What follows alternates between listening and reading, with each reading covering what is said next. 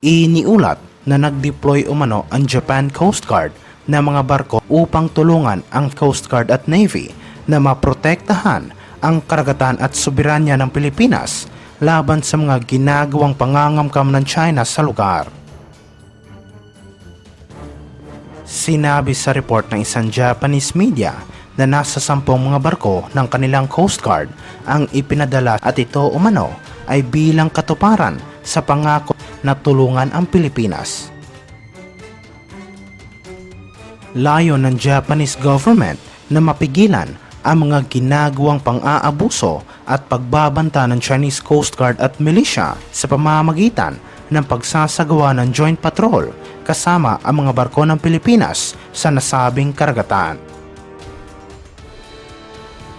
Sinabi rin ng Japanese Coast Guard na i-deploy ang ilang mga barko nila na kung saan nakaistasyon ang mga sundalo ng sandatahang lakas at pati na sa paligid ng island. Iniulat ito matapos hinimok ni Pangulong Ferdinand Marcos Jr. ang Philippine Army na patuloy na palakasin ang pakikipag-ugnayan nito sa mga foreign allies ng bansa habang ipinagdiriwang na nasabing serbisyo ang ika-120 na founding anniversary. Binanggit ni Pangulong Marcos na mga technological advancement ngayon ay higit na nagpapabilis at nagpapalakas sa ugnayan ng mga estado at pati na sa ekonomiya at mga tao. Ang external security environment naman sa hinaharap ay nagiging mas komplikado at nagiging mas unpredictable. Sinabi ng Pangulo na dapat pagbutihin ang pakikipag-ugnayan ng Philippine Army sa kanilang mga counterparts sa ibang bansa.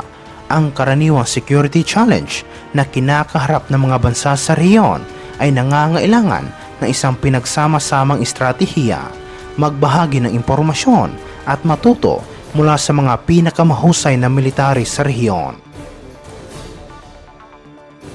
Sinabi rin ni Pangulong Marcos na dapat ding gumawa ng mga adjustments ang Philippine military tungkol sa kung paano nito pangangasiwaan ang mga bagong banta sa teritoryo ng Pilipinas. Bagamat hindi binanggit ng Commander-in-Chief ang mga detalye, ang China naman ay patuloy na nagdi-deploy ng mga barko sa West Philippine Sea na kung saan ay iniulat na nagsasagawa ng panghaharas sa mga Pinoy na mangingisda sa lugar. Kumpiyansa umano si Pangulong Marcos ng Philippine Army na kung saan mayroong higit 1 siglo na karanasan ay magiging handa sa mga banta na kakaharapin nito sa kasalukuyan at hinaharap. Samantala sa ibang aspeto naman, iniulat na itinali umano ng mga tauhan ng Coast Guard ang isang Chinese fishing vessel matapos muntikan itong tumakas. Sinabi sa report na magsasagawa na sana ng inspeksyon ang Coast Guard, ngunit bigla umanong pinandar ng mga Chinese ang makina ng kanilang fishing boat. Agad namang tumalon ang mga tauhan ng Coast Guard sa nasabing fishing boat upang pigilan ang mga Chinese na umalis sa lugar. Sinabi rin sa report na wala namang nasaktan sa nangyaring insidente. Sinabi na mayroong hindi bababa sa 10 mga tripulante ang sakay na nasabing fishing boat at matapos ang ginawang inspeksyon, sinabi rin ng Coast Guard na walang anumang paglabag ang Chinese vessel. Iniulat ito matapos 12 ng mga Chinese militia vessel ang namonitor ng Estados Unidos malapit sa mga islang kinokontrol ng Pilipinas na kung saan ay matatagpuan sa loob ng exclusive economic zone ng bansa.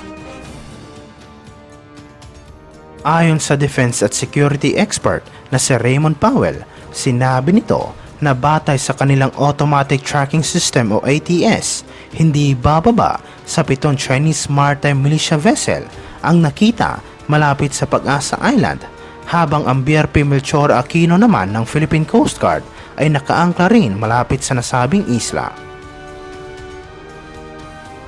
15 Chinese maritime militia vessel naman ang nakita na nagkukumpulan malapit sa Iroquois Reef na kung saan ay nasa loob rin ng exclusive economic zone ng Pilipinas at 125 nautical miles lamang mula sa baybayin ng Palawan.